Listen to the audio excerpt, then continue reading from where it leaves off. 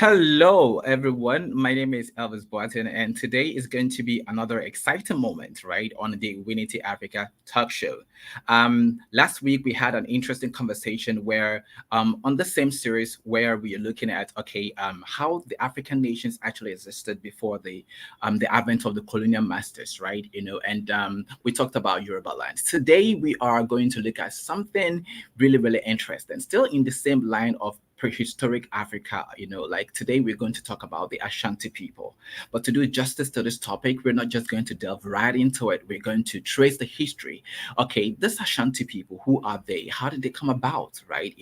For everything, there's always a beginning. So, like I always say, this is not just Elvis Boatin here to have conversation with himself. This is a community. We are building a community. And the truth of the matter is that who are the best people to tell their story if not Africans, right? And so in this series where we talk about our story, our history, our nation before the advent of the colonial masters, join me in the comment section. You know, participate, like, share. Invite your friends. Let's build this community. Where we tell our stories, where we advance our stories, so we can draw strength from our stories. All right. So you're welcome. And how you can actually tell me that you're here is that just put something in the comment section. All right. And let's participate. Let's engage. Let's see how this conversation goes. Okay. So we'll just go on a brief break, and I'll be right back. After the short clip.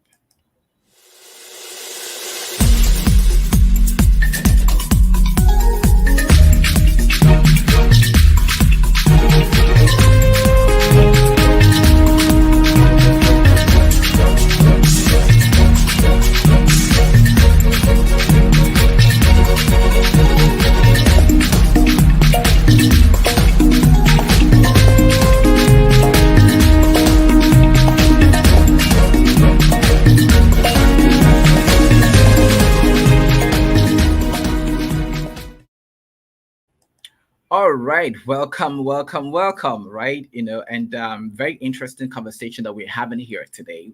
I did mention that we're talking about the Ashanti Empire, and we're going to talk about how did the Ashanti people even come to be, right? So for the conversation today, we're going to structure it this way. We're going to first of all look at who are the Akans, right? So we talk a bit about the Akan people. We're going to, from the Akan people, talk about the Denchiras people, right? And from talking about the Denchiras people, we'll go ahead to talk about Osei Tutu, right? Otumfo Osei Tutu, right? Of course, the first Asantehene.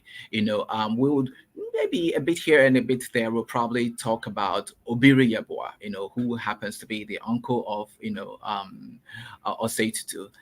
Then we will look at people who actually did great and mighty things, in the then Ashanti Empire, the roles that they played. We'll talk about the popular Golden Stool, and yeah, and have a wonderful time. So this is when you start participating. I like to see your comments in the comment section. Say hi. I just need to be sure that I'm not just the only person in the studio. So just let me know that you're here. I like to feel your presence. So please put something out there in the comment section. And let's have this conversation, right? Other than that, it just feels like I'm all by myself, right? And I don't really want to be all by myself. Okay. So pending when we okay. So I'm loving this. I really like it when I'm in the studio and comments keep coming in, right?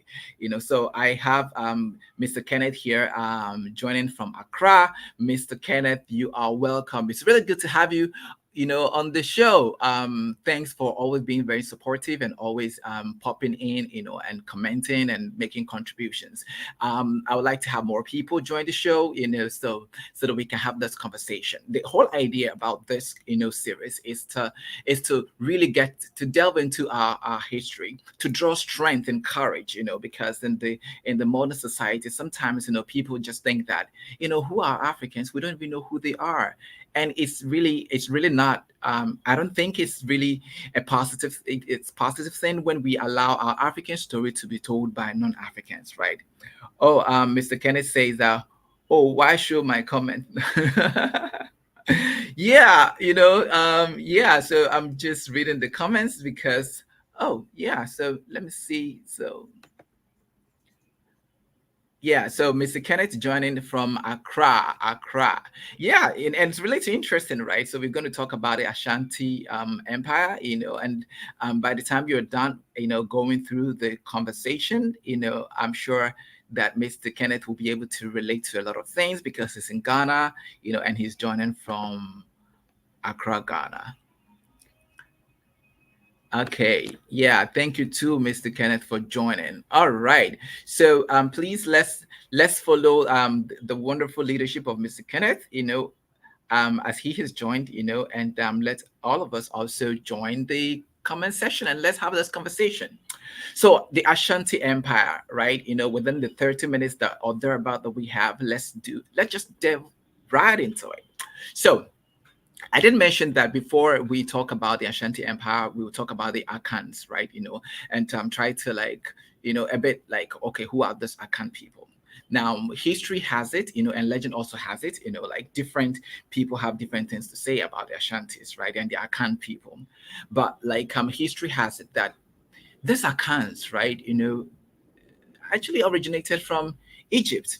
Well, some historians believe that the Akans originated from ancient Egypt, right? And someone would probably be thinking that, hey, the Akans are blacks, right? And the Egyptians are not necessarily black, so why are we bringing this narrative? Now, the Akans actually were the original settlers, right, in Egypt, and how did this changes actually come about? Now, um, before the advent of the Iran, and the Arabs, like Arabia, when they came to Egypt and conquered Egypt, the Akans were the ones who settled there. And of course, when Egypt was invaded, they had to start moving, right? So they moved from the north, from Egypt, and then they started moving towards, like other northern parts of Africa, as it were, and they of course with time the name Akan started like changing, so they were popularly known as Kaana people. So in some cases, the Akans were also known as Kaana people. As a matter of fact, the modern name, Ghana, actually comes from if I could use this expression, the root word Akan or Kana, because when the Arabians, like transcription, right? When Arabians were writing and referring to the name Kana, because of pronunciation and all that, they pronounced it as Ghana. But that's like jumping the gun, right? So let's just go systematically, right? So we can have like trace the history and go a bit systematically. All right. So Mr. Kenneth say,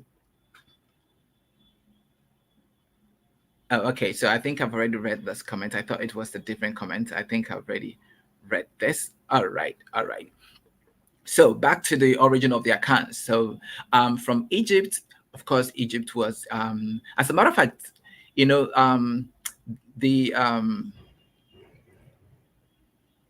okay, okay. So Mr. Kenneth says, interesting. Didn't know that Kaana. Yeah. Okay. Yeah. So yeah, interesting conversations, right? And that's what this community is all about, where we have interesting conversations, we rub minds, we dig a bit into our history, because we can say that we are lost if we lose our history, then we are lost as a people. So the Akans, the Kaana people, of course, each ancient Egypt was invaded, and they started moving, and they moved to other parts in the north, and life was really a bit hard, and so they kept moving. I mean, they kept moving until they found themselves in modern West Africa, right? Um, yeah, Elizabeth says, Elizabeth Boatin says, from Lagos, Elizabeth Boatin here, from Lagos, Nigeria. Ghanaian by marriage. Great to be here. It's really great to have you here, Elizabeth. Thanks for joining and participating. I'd like to have more people join. Put your comments out there. Say something. Contribute to this community conversation that we are having here today. All right. So the Akans, like migrated, because they were invaded, and they moved to West Africa. As a matter of fact, there are historical proofs, to the effect that the ancient Akans, the Kaanans, were actually the ones even in modern day Ghana, right? So if you look at, for instance, in among the Akans, like they have specific when you're born on a particular day, right? You automatically given a particular name, and the Akans were a set of people who actually named their children after they named the different days of the week after the different gods, right? So you have like if you're born on Saturday and you're a male child, you're called Kwame, right? If you're born on Thursday and you're a male child, you're called Yao. As a matter of fact, it may interest you to know that Yao, because the Akans, were in ancient Egypt, and if you're according to history, right, where the Israelites were in Egypt and all that, Yao actually comes from the root word Yahweh, and it also derived from Yahweh, right? So Yao is actually like what the Hebrew God, is, as in Yahweh. But that's not the conversation that we're having today, so let's not spend a lot of time. What I'm trying to establish here is that the Akans, were once the original settlers in Egypt, and because of the invasion from Saudi Arabia and from they had to move, and it's finally settled in West Africa. You know, Now when they moved to West Africa, they actually like settled in different places, right? So we had Akans, in different places, and um, from the different clans, which were like the different settlers, of the Akan people, the Denchira people. So this is where the Denchira people actually come into the story. The Denchira people actually fought, against the other Akan, like communities, right? And ruled over them, right? So at some point in history, okay, so I have Daisy Ano Mensa. Ghanaian, and this is interesting. Thank you, Daisy. Yeah, it's really interesting, and thanks for joining. I really this is getting interesting. Please invite your other friends, and invite anyone that you know who is also a Ghanaian to join this conversation. We're building a community on on the Unity Africa Talk Show. We're building a community where we'll delve into our history before the colonial masters, because we really need to build our confidence in our heritage. Nobody can tell our story, best, the way we Africans can tell our story. So yeah, so the Akans finally settled, right, in West Africa, in the different West African states, and they were actually in clans, right, a bit here, a bit there, and each clan had their own leadership, like a bit here and a bit there, and at some point in history, the Denchira people, rose against the small clans, right, and conquered them. So this the other Akan clans, as it were, became enslaved by the Denchira people. And of course, the modern day Asantes were also part of those who were like slaves in Denchira. Now, how bad leadership, right? When you have tyranny, when you have leadership that is on the neck of people, there comes a time where people can't really take it anymore, and they begin to like fight. Okay, so just a bit of recap, just in case you just join in and you wonder what we're talking about. We are talking about the Asante Empire, and to do justice to the topic, we decided to do a bit of like tracing the history of the Ashanti people, so that we can better understand the intricacies and the different stories and the different things that happen in history, and how we are where we are today. All right. So Denchira people. Now, the Denchiras were autocratic. They oppressed the different Akans, that they conquered, and they demanded, like tributes, what we can call like a modern day tax, and the taxes were really, really like really, really, really, really heavy, on the other Akan people. So, for instance, there were cases or times where the Denchira king will tell the Akans, the other Akan tribes, and of course the Asante people, that bring lots of gold, But then, honestly, the Asante people didn't really have a problem with, taking lots of gold to the Denchira king, because gold was really not like, there was a lot of gold, right? That explains why the Asante people, I mean, like Ghana used to be called Gold Coast, because gold was not really, gold was just everywhere, right? Gold was actually the currency, to tell, interesting enough, gold was the currency, so they didn't really have any issue with sending gold to the Denchira king. However, the Denchira king, beyond gold and beyond asking for staple food, and other things, also will ask the Asante people and the other clans that, hey, bring your best wives and your best women to Denchira, from time to time, And interestingly enough, like when the wives, went to Denchira, they will return with pregnancies, And of course, don't play with a man's wife, So, it really got to the Asantes that, this oppression is too much. Like, why do we have to allow ourselves, to be oppressed by the Denchira people, you know?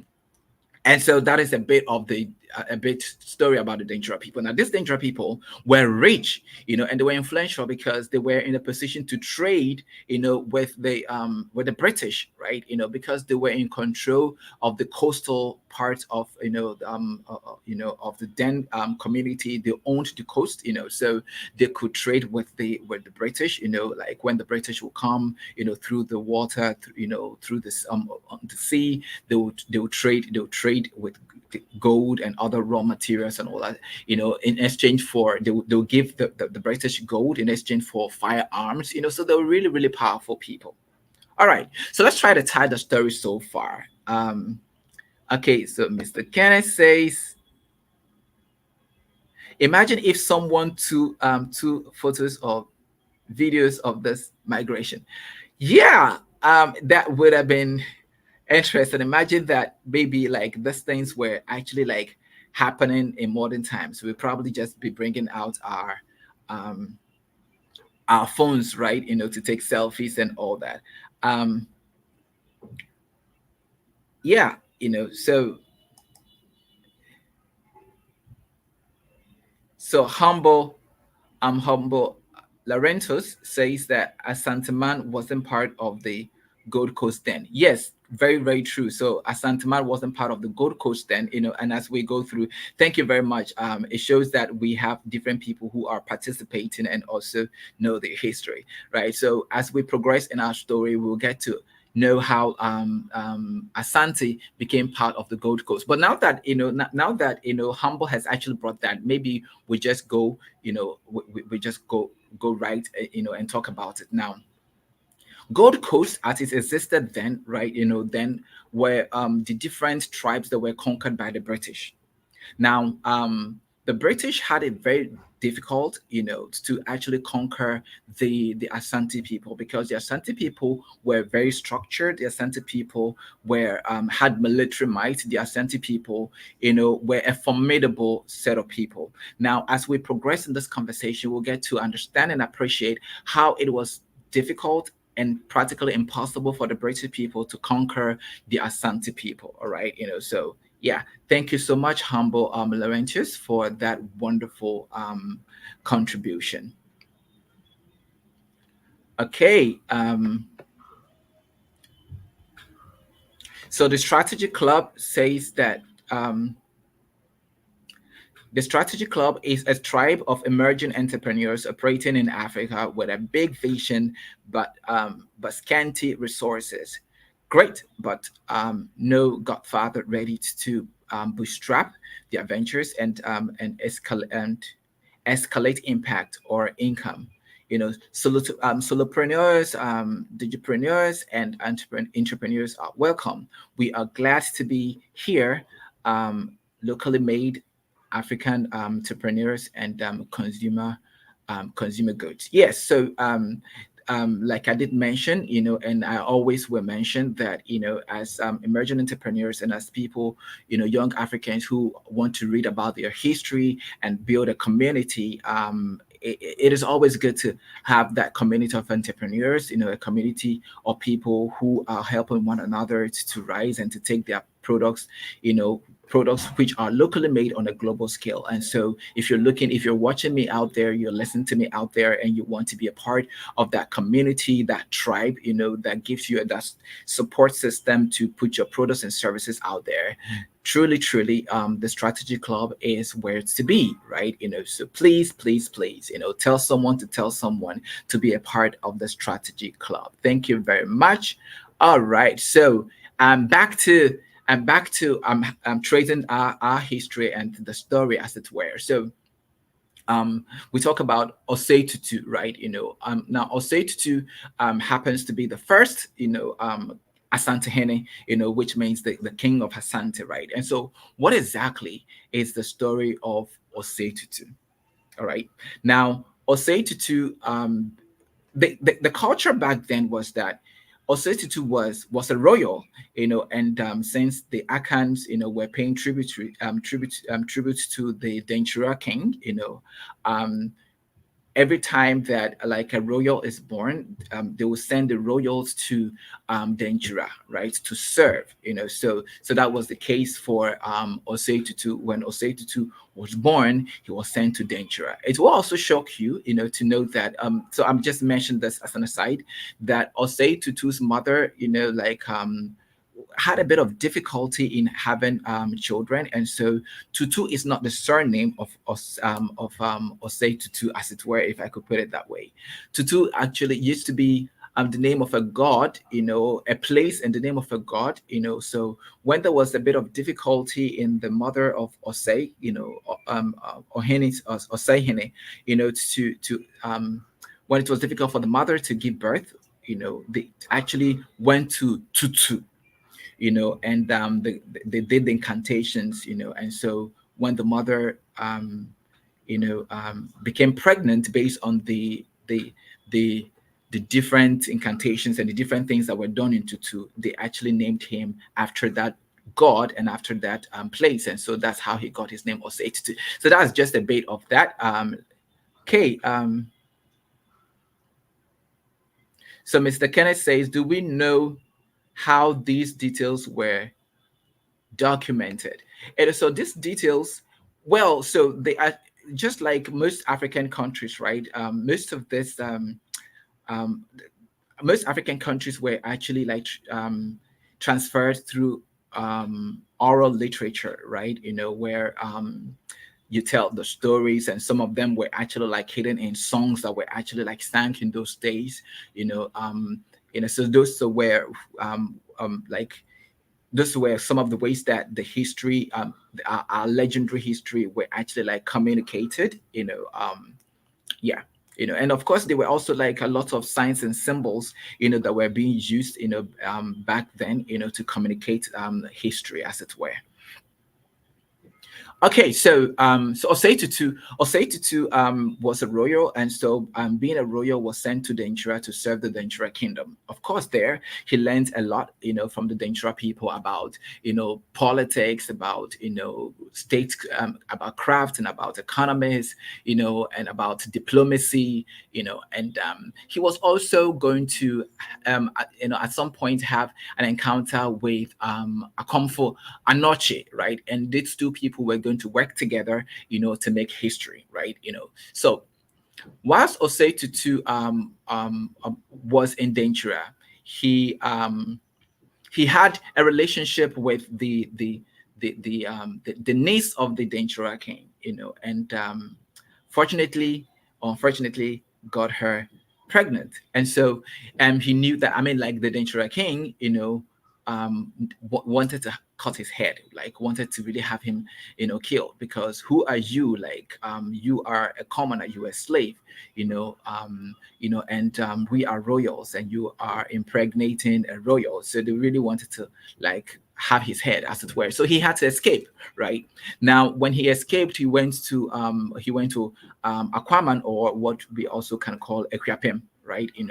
And where he actually met with Okomfo Anokye. Now, Okomfo Anokye too, once upon a time, was also like in Denchiras, where he did a lot of performances, and he was really known because Okomfo Anokye was known because he was really powerful. He was known to be the person who conjured, if I could use that expression, the golden stool from the heavens, right? Legend has it that he conjured it from the heavens, and landed upon the lap of Osei Tutu the first. Okomfo too was someone who he used his hands, to dig holes in stones, to make like this. I think what they call it oware, in Akan language they call it oware. He did a lot of science. So also Okomfo was one of the things that he also did was that he could prepare herbs, in a pot that had holes. It's more or less like fetching water with a basket, and the pot will not leak. He boiled plantain, right? He would take plantain, boil it, he boiled the plantain, he planted that same day. The plantain grew, and they harvested it that same day. He could point his hand into the skies, and if a hawk had taken the chick of a hen, the hawk would just fall. Part of the things that he also did, according to legend, was that he could jump over a python, or a poisonous snake, and the snake would die. So really, Okomfo, when he was in danger, had done a lot of science. Now, it's believed, according to legend, it's believed that in one of those performances of Okomfo Anokye, in Denchiras, he needed to perform a sacrifice, and so he requested that they give a woman who had like a particular like a skin disease, for that, and the Denchiras people, his mother actually had that skin, should I call it, disease, if I could put it that way. And so the Denchiras people said to themselves, why do we have to offer anybody from Denchiras, who has a skin disease, when your mother actually has a skin disease? And so they actually killed the mother and offered the mother. Now, Okomfo Anokye's eyes were closed, and he didn't even know what had happened until he had finished performing the sacrifice and realized that, oh, it was his mother that was used for the sacrifice. And based on this, he thought to himself that, hey, if those Denchiras people could actually do this to me, then it's just a matter of time when they will have my own head. And so he had to like also escape, and from Denchiras, and to equip him.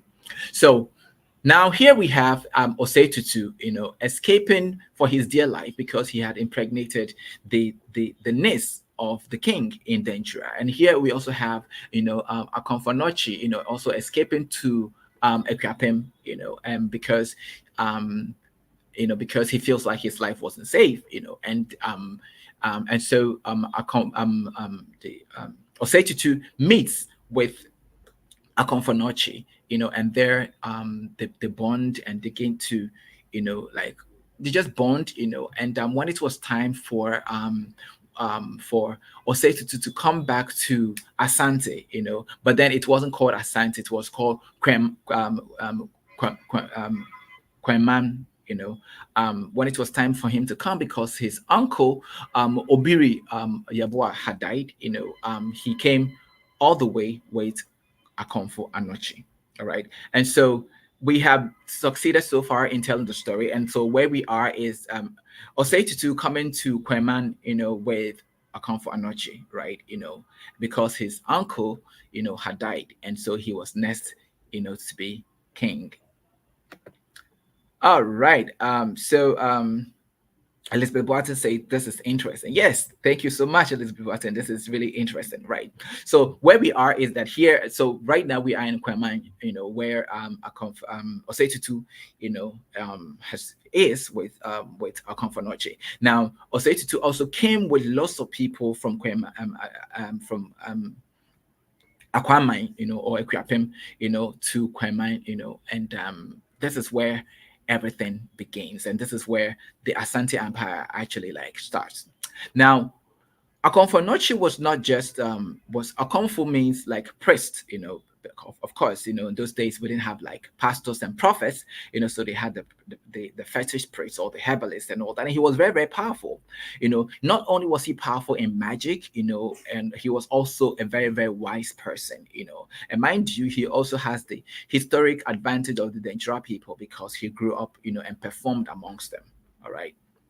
Now, he actually advised Osei Tutu that, hey, um, um, for you to build a nation, a community, that needed to be like there needed to be a way where people could come together, right? People could come together, put their strengths together, and all that. Mind you, I had earlier mentioned that the Akan people were living in different clans, with their different chiefs, and because they were here in a bit here, a bit there, they could easily be conquered, which of course explains the reason they were overtaken by the Denchiras people.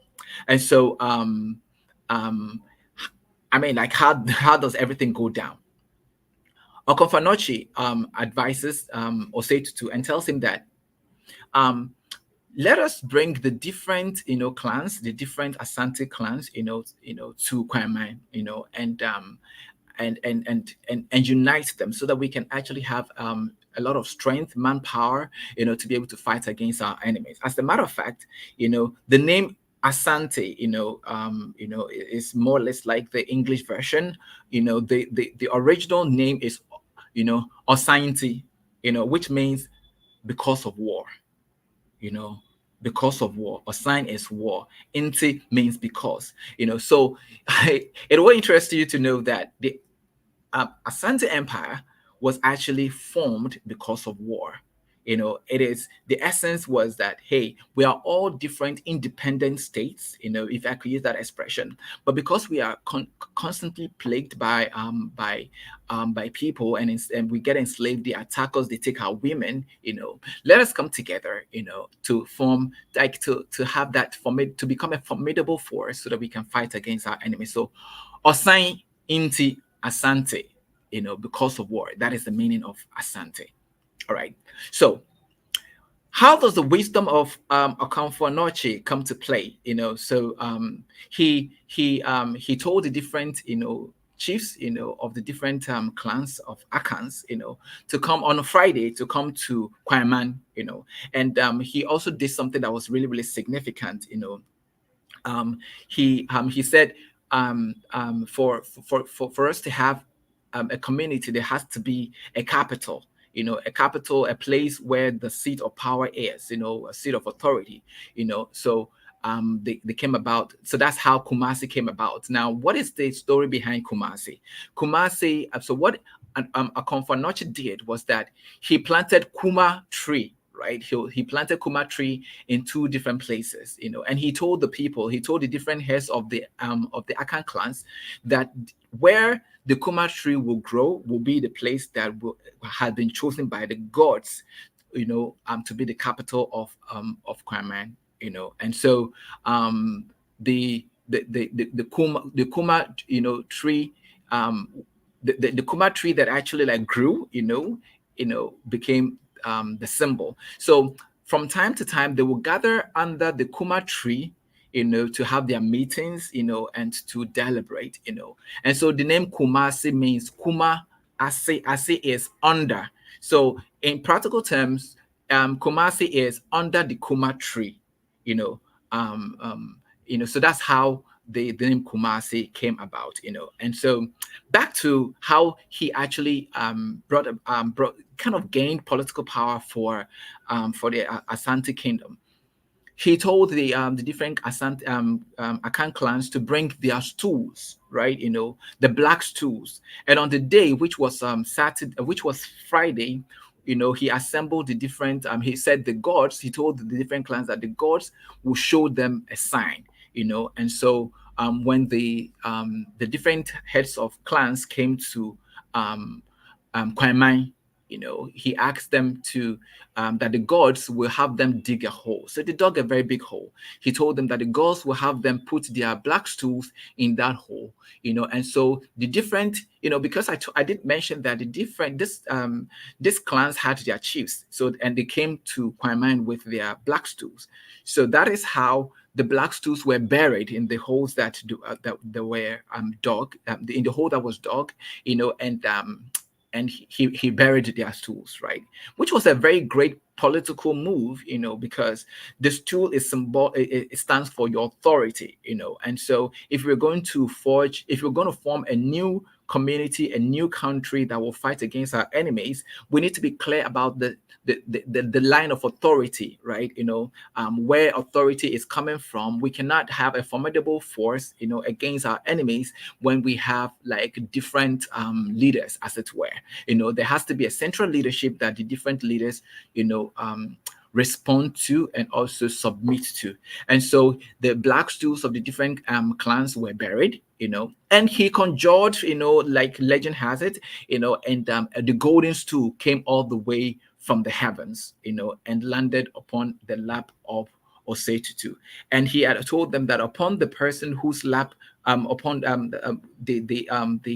the golden stool will fall, will be the ones that will be chosen by the gods. He also did mention to the Akan people, that inside this golden stool will be the sum sum, which means the spirit, the okra, the soul of all Asante people.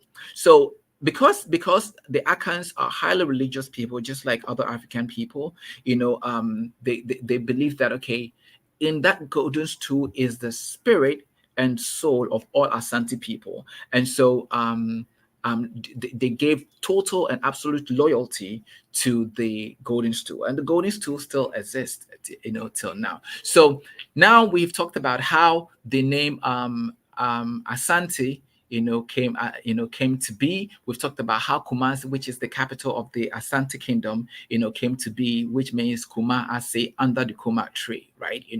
And how that the golden stool became the symbol of unity, right? The symbol of unity, of the Asante people.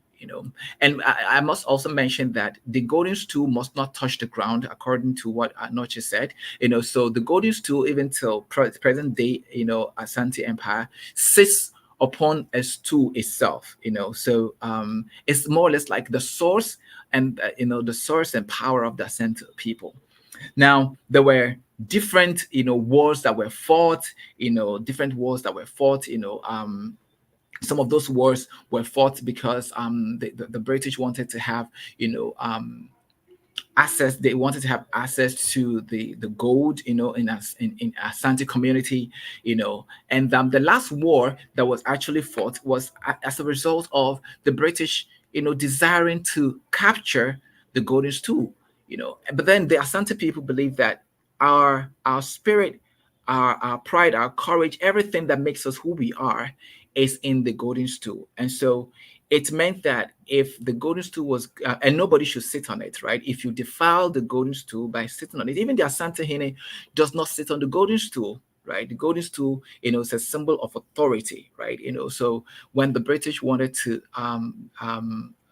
capture the golden stool, that's what brought about, the story of Yasantua in history. Yasantua was a brave, woman who, because of the different wars that came against the Asante people, at some point the Asante people, because their kings were captured, became discouraged, and so Yasantua, a queen mother, stood, and said,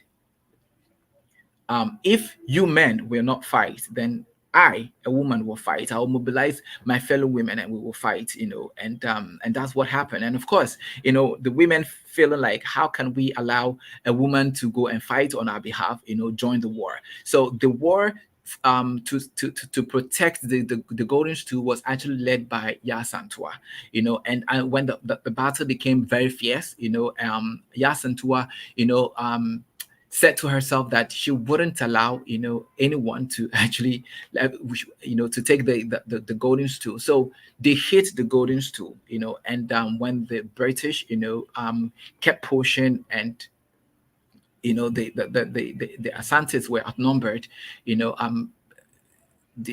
mean, they had the Golden Stool buried, right? So nobody could actually like have access to it.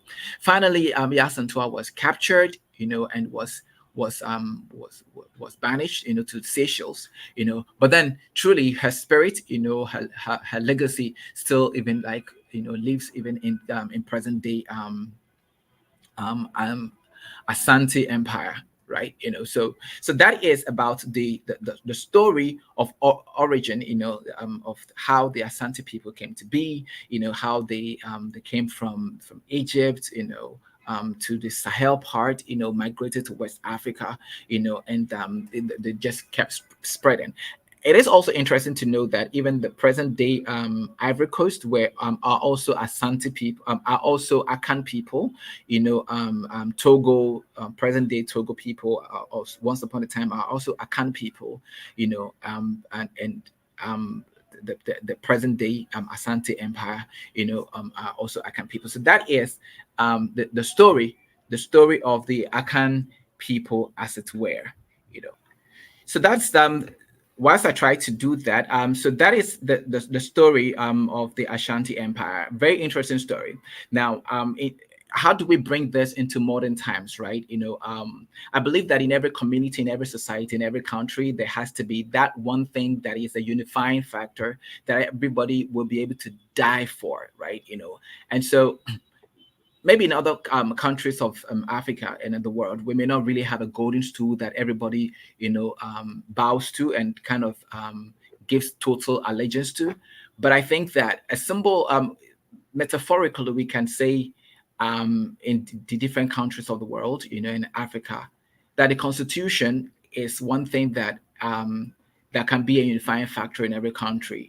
People in every country must come to a place where they believe in the Constitution, where they have absolute loyalty to the Constitution, and they are ready to die for the Constitution. Because the truth is that even the Asantehene does not sit on the Golden Stool. The Asantehene worships the Golden Stool, as it were.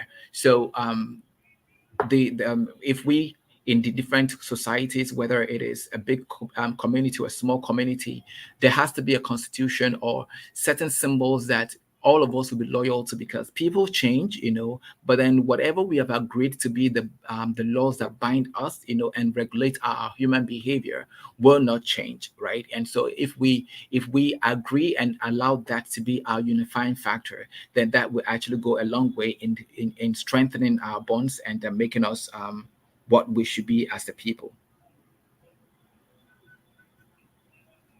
Okay, so please, I would like to see your comments whilst I'm trying to share. I would like to see your comments. And also, don't forget to subscribe, share, comment. Let's build a community, and get more people. Let's grow this channel, build a community, so that we can tell our stories to the rest of the world, as it were. Um,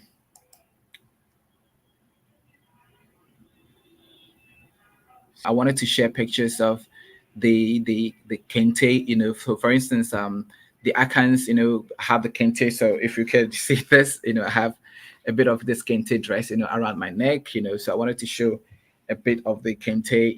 Like this is a dress about for the Akan people. That is speaks about their royalty, and of course we have like different types of kente. We have the Akan beads, which also speaks of royalty. I also wanted to show pictures of the drum, the Akan drum, which was used as a symbol for communication. So in the empire, when it was time for war, or the king wanted to communicate, they'll beat the drum, and they had a very wonderful way of beating the drum to communicate, different things to the different kingdoms. If it was a case of war, they'll beat the drum in such a way that that okay, there is pending war. So those were some of the pictures that I wanted to share. So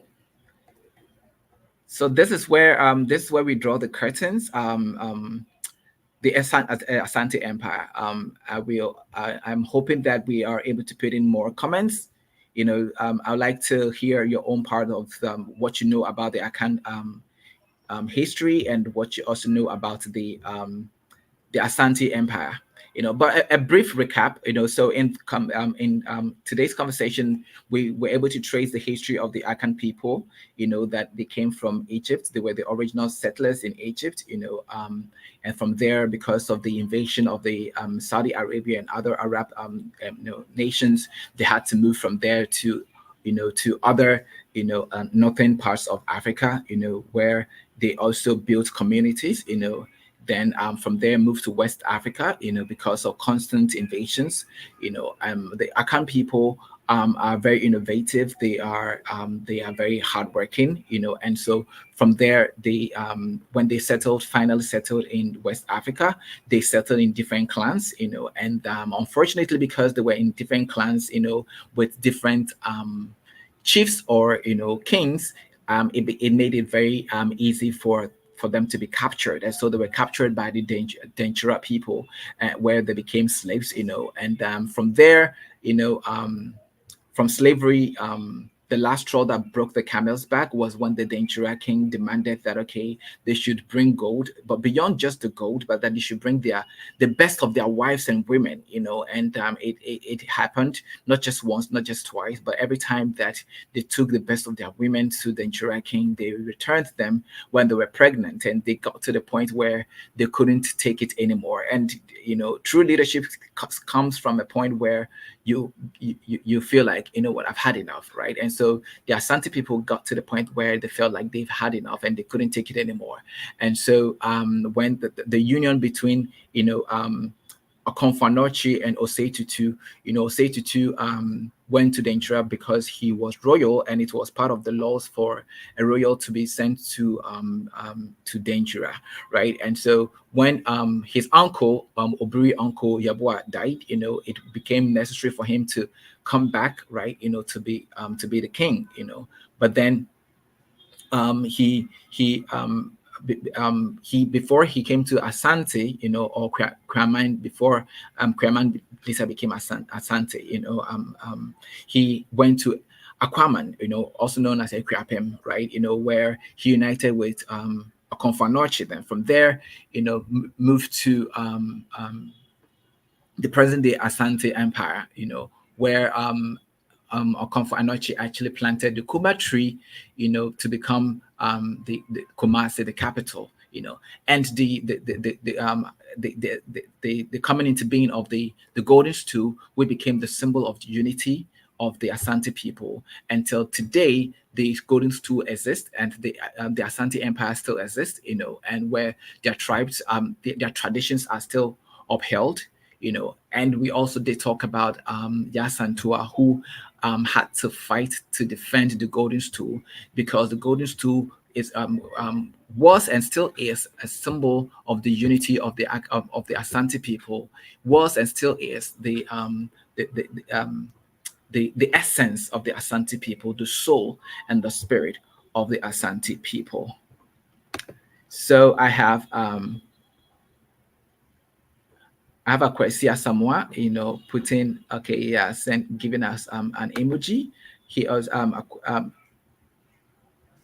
oh, thank you very much, Akwesi. So he says you've done very well, because Asante history is very deep and goes even beyond Israel and Mesopotamia. Interesting. So I like this kind of comments, right? Because the whole essence of this series, right, is not to have just one person telling the history, but we bring in the different bits here and there, and bringing it together, because we must really know our history, appreciate our history, so that we will have confidence in who we are, and with that confidence, right, we can place ourselves on a global stage, and not be intimidated by anyone, and that's the whole essence, wherever you are, when you come across what we are doing, be confident, because you have a rich heritage as an African. So, ladies and gentlemen, thank you so much for being a very wonderful um, audience, and for participating, in this conversation. We will come back next week with yet another interesting conversation about prehistoric Africa. Mr. Kenneth, okay, says, well done, well done, good content. Thank you very much, Mr. Kenneth. Um, it is just very bad that I wasn't able to share, you know, um, what I wanted to share. Um, yeah. So thank you very much. Let's for next week. Let's tell someone to tell someone. Let's subscribe. Let's share. And let's all work together to build this community so we can tell our story, because it will take Africans to tell their story. So till we see next week, do enjoy the rest of